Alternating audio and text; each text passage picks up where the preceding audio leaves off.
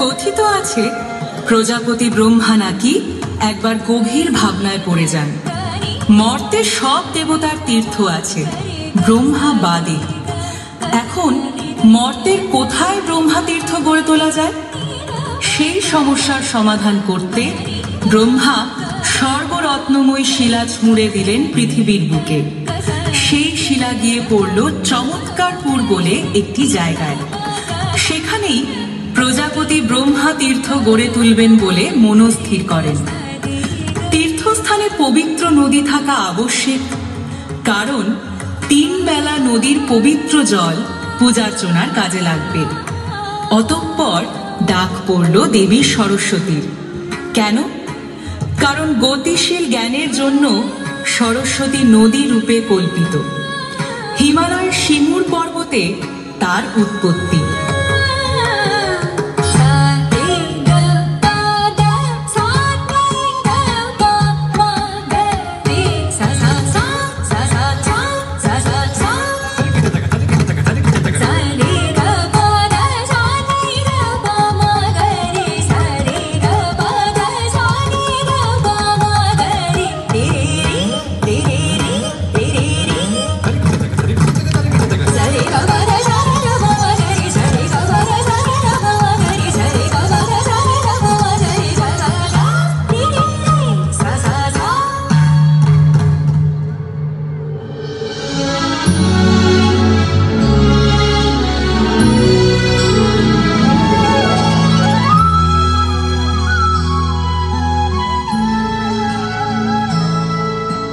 নিভৃত বাসিনী বিনা পানি অমৃত মূরতি মতি বাণী।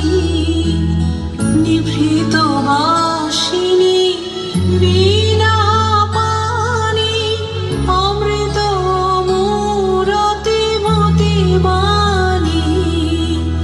হিরণ কিরণ ছবিখানি পরাণের কথা সে বিরাজে হৃদয় কমল বনমাঝে মধুর